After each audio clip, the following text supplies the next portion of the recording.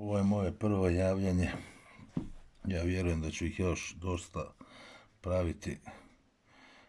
Situacija kako u našoj zemlji, tako i na globalnom planu je katastrofalna. Crkva je pred raskolom. Ako ste pratili nedavno što se sve događa u Vatikanu, kakve poganštine se tamo odvijaju, sve uz znanje i blagoslov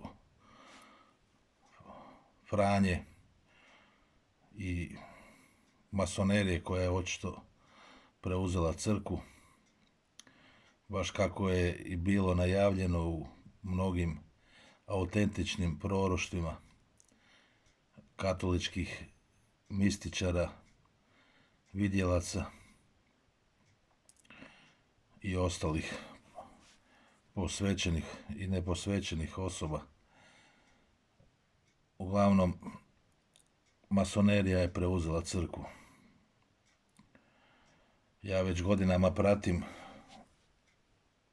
situaciju i u našoj crkvi i u svijetu. Bilo bi sad suvišno da pričamo o novom svjetskom poretku, o svim tim planovima tih sotonističkih skupina koje upravljaju svijetom iz pozadine.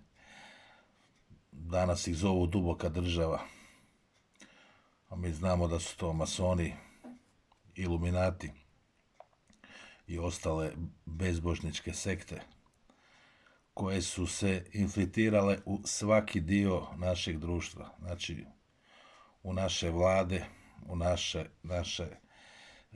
našu crkvu, u strukture gradske, u velike korporacije.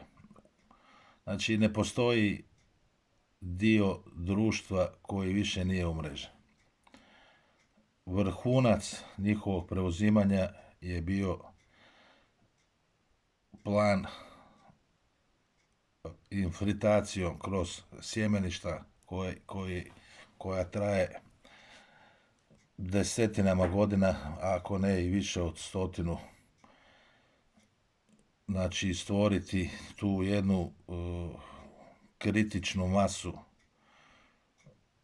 ubačenih ljudi u sjemeništa koji su kasnije došli i do pozicije biskupa, kardinala i tako dalje. Znači plan, možete, ko još ne zna, sumnjam ko je upućen u ove stvari da nije čuo za Alta Venditu, znači plan preuzimanja katoličke crkve od strane masonerije. Znači taj plan je sada došao do svoga kraja. Prije 6,5 godina, skoro 7, stavili su svog čovjeka unutra, znači Bergolja, papu Franju, koji to sve sprovodi do zadnjih detalja, ko je upućen dobro jako zna šta se dešava u katoličkoj crkvi. Uglavnom, vrhunac je ova sinoda koja se sad trenutno odvija u Vatikanu, koja je nevjerovatna. Možete pratiti to sve na kanalima koji nisu tipa Bitno HR, Glas Koncila i tak dalje, nego su to kanali i portali koji prenose istinu, tipa Hrvatski krsni zavjet, Gloria TV, Quo Vadis Croatia, Toma Blizanac i tako dalje. On treba kraljevati od dosta toga i što dublje i tak dalje. Ima i tu dobrih kanala na YouTube-u, možete i tu vidjeti, ali uglavnom kako je cenzura prisutna u mainstream medijima, tako postoje i crkveni mainstream mediji isto koji ne prenose istinu. U stanju u našoj crkvi Hrvatskoj nije još tako zabrinjavajuće kao što je na zapadu, naročito u zapadnoj Europi, ali boli ova tišina. Znači niko od naših biskupa, kardinala ne diže svoj glas, kao što na primjer dižu pravovjerni kardinali, biskupi, tipa Schneider, Burke,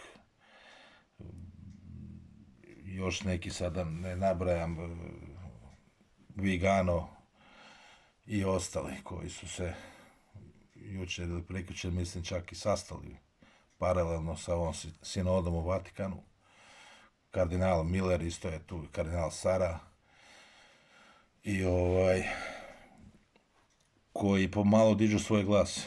Mi svi katolici i vjernici u Hrvatskoj voli bi da i naš kler podigne svoj glas, da se čuje i od njih. Međutim, za sad je samo šutnja. Znači, kao što je Isus bio razapet prvi put prije svog slavnog uskrsnuća, tako ga se i sada razapinje prije njegovog drugog i konačnog dolaska, koji je blizu. Naša generacija će tome svjedočiti, to nema sumnje nikako, jer su planovi masonerije u svim, kao što sam rekao, područjima društva, crkve i tako dalje, pri svom kraju realizaciji, ali Bog ima svoje planove. Ipak će zadnja biti Božja, a ne njihova. Tako da ne trebamo se bojati.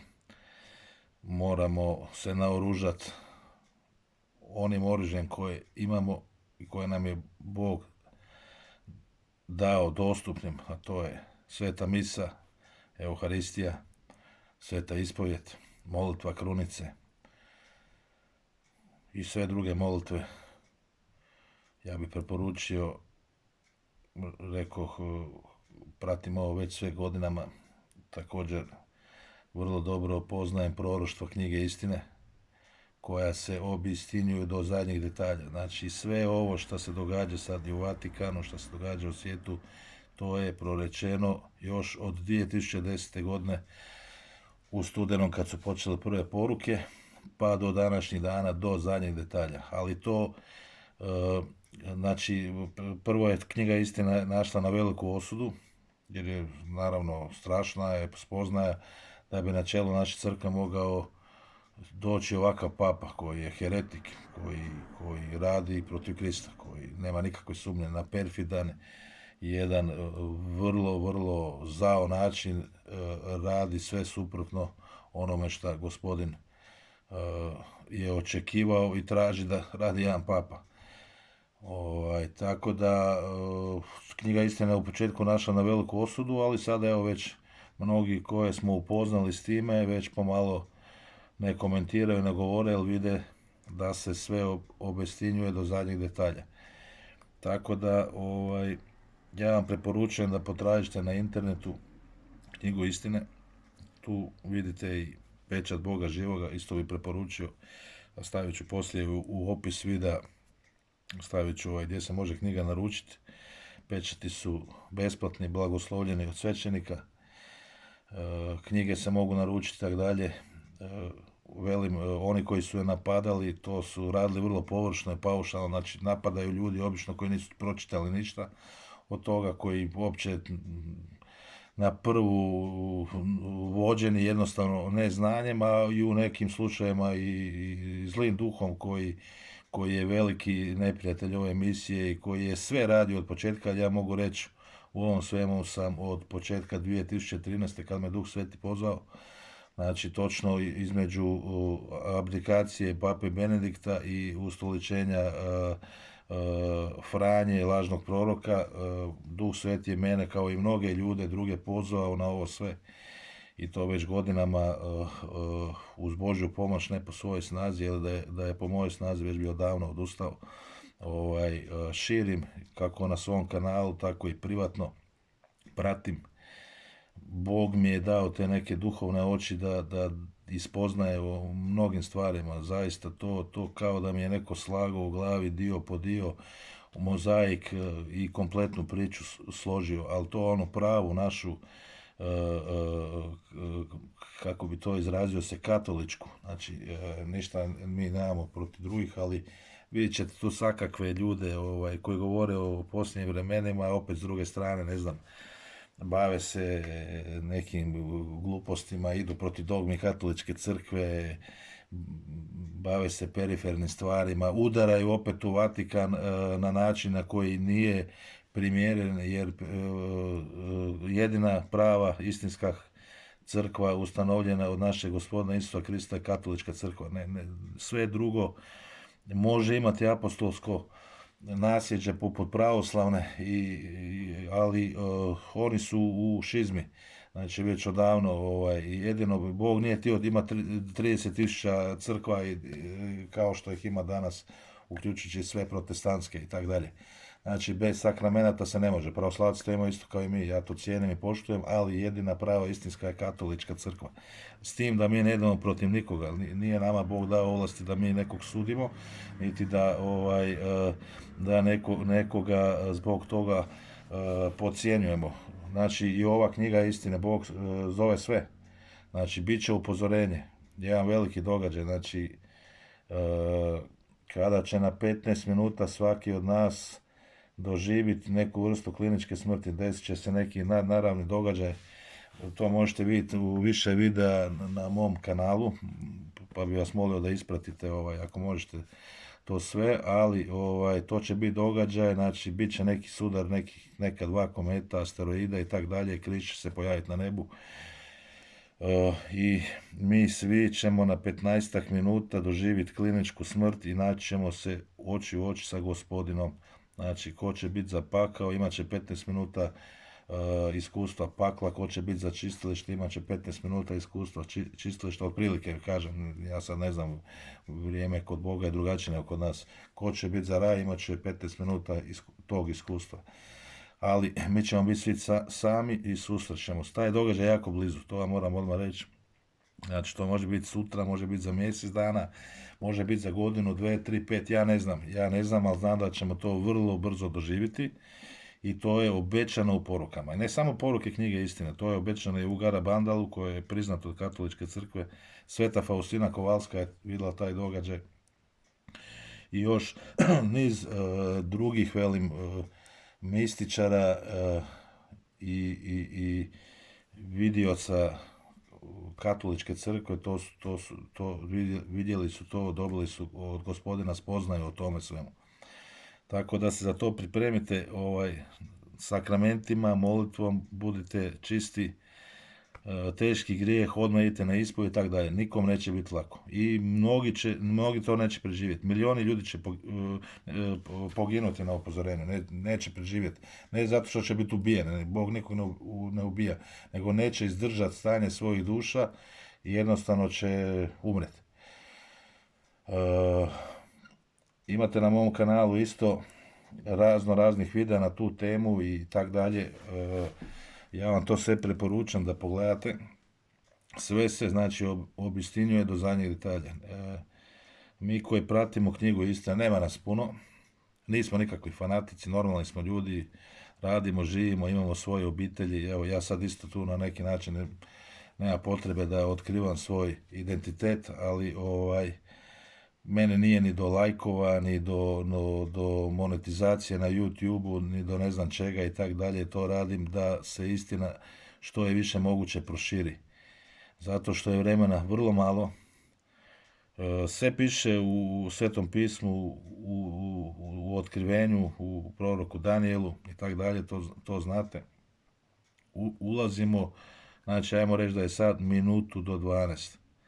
Znači, jedan dan ima 24 sata puta 60 minuta, to je 3600 minuta. Mi ulazimo u minutu do 12 ljudskog roda. Evo, doslovce tako. Kad će Isus Krist se vratiti, mi to ne znamo. Ali, eto, kroz poruke je rečeno da će naša generacija to doživjeti. Znači, to niko ne zna ni časa, ni dana, ali tom će naša generacija svjedočiti. Slijede nevjerovatni događaji. Vidite šta se događa, ne znam, migrantska kriza, ratovi oko Izraela, Sirije, tamo treba se pojaviti Antikrist. On je možda već čak i negdje izvirio. Postoje indicije o jednoj osobi da bi to mogla biti ta, ali nećemo ništa prejudicirati zato što znači, dobili smo od Gospodina poslanje da ovo širimo, ali ne da nagađamo i da dajemo svoje sudove o nekomu i nečemu, jer to ne znamo. Tu smo da vam kažemo šta će biti kako da se pripremite. Bilo bi dobro da se pripremate na razne načine, ne znam, zalihe hrane, drva za ogrjev, plinske boce, voda, ne znam, sjeme prirodno. Vidite da je masonerija napravila to da je više nemoguće doći do prirodnog sjemena. Znači, kroz te sve korporacije koje rade umjetna sjemena, GMO hranu i tak dalje, došlo je do toga da gotovo da nema prirodnog sjemena. Evo, ko može neka ga sačuva u vremenima koje slijedi, jer bit će strašno doba stiže, znači bit će veliki rat, bit će glad, bit će resursi za preživljavanje će biti vrlo ograničeni. Na kraju će oni ponuditi čip, znači žig zvijeri, da bi ti mogao doći do svih tih resursa. Zato vi morate biti spremni, ali znate šta piše u Svetom pismu, ko uzme čip, žig zvijeri, šta će mu se dogoditi. Eto, to sve je tu, ratovi su blizu, vidite u Europi kako kuha, znači sad Britanija, Brexit, tamo bi moglo doći ko zna do kakve situacije, možda do građanskog rata. Španjolska kuha, Italija, evo sad ovu subotu Salvini će imati velike demonstracije jer su ga na perfidan način uklonili iz vlade. Kod nas vidite isto koalicija HDZ, SDP, to je identično, ne postoji tu nikakva razlika ideološka, oni su svi sluge Brisela, novog svjetskog poretka i masonerije koja vlada iz pozadine. Sve sprovode, znači Hrvatska nema nikakav suverenitet, mi smo potpuno porobljena zemlja kao i svaka. To je ta takozvana paukova mreža, gdje masoni u svakoj zemlji postave svoje strukture i onda oni kroz tu mrežu, znači svaki segment društva je pokriven, jednostavno ne mogu doći prave ideje, ne mogu doći pravi ljudi, sve je mainstream i sve i stranke i mediji koji su pod cenzurom, vi vidite šta se događa, to je apsolutna cenzura. Znači prava informacija danas ne može doći do čovjeka. Nama ne preostaje ništa, nego samo Bog. U njega da se uzdamo, njemu da se molimo i ja vam preporučam toplo, evo istinski, knjigu istine, dođite do nje, pročitajte, nabavite pečat Boga živoga posvećenog, vidite ga tu gore iznad križa, medaljicu spasenja, škapulare, čitajte ove poruke, one su krenule 2010. godine, znači obistinjuju se do zadnjeg detalja, to je nevjerovatno. Dosta toga je i oblaženo molitvom i moramo znati da Bog kao svaki roditelj, ako dođe do pokajanja, ako dođe do želje da se promijeni, da on može neke stvari i ublažiti i prolongirati i pa čak i potpuno neutralizirati da ne dođe do nekih događaja. Ali ovi krucijalni događaji koji su navješteni u knjizi Otkrivenja, znači žig zvijeri, Treći svjetski rat, lažni prorok, antikrist i tak dalje, to će se sve dogoditi. To nemajte sumnje nikakve. Jer Bog u svojoj providnosti, on je dao nama slobodnu volju, ali je vidio izbore naše slobodne volje. Znači, apsolutno, budite sigurni. To može sve biti ublaženo, to sve ovisi o nama. Zato moramo biti pametni, mudri i slušati šta nam Gospodin kaže. Informirajte se, ostavite HRT, Novu, RTL i tak dalje. Tamo ne gledajte te glupave serije, ta ispiranja mozga, razne talente, idole, ono i tak dalje. Ostavite se tih gluposti. Na televiziji gledajte samo ono što vam treba da bi se složili sliku o informacijama koje možete onda kroz neki od alternativnih medija napraviti se neku sliku nekog događaja. Znači to su tvornice laži, to su tvornice obmana, svi ti portali, Jutarnji, Večernji, Indeks, ne znam, to su smeća, to ne vrijedi ništa, to su, pogotovo taj Indeks, recimo, to je bezbožničko, to veze nema s ničim. Šta ćete tamo naučiti? Znači samo ćete se iznervirati i isfrustrirati. Ako koristite mainstream medije, znači samo u svrhu nadopunjavanja informacija koje možete dobiti kroz alternativne medije i koje vam Bog može providiti da je istina nešto. Moramo biti lukavi, moramo se povezivati jer dolazi do vremena kada će možda doći do takve cenzure, možda do takvog načina da mi nećemo moći više izmjenjivati poruke, čuce, ovo ono. Znači, zato svagdje ima dobrih ljudi, povežite se s njima. Evo, to vam toplo sve preporučujem. Vidite šta se događa, kakva je situacija. Ovaj listopad bi mogao biti jako zanimljiv mjesec, kako znači u crkvi, tako i na globalnom planu. I evo, ovo je bilo moje prvo javljanje, pa vjerujem da će mi Bog dati nadahnuće da opet napravim koje i to vrlo skoro. Evo, do sljedećeg javljanja. Hvala. Doviđenja.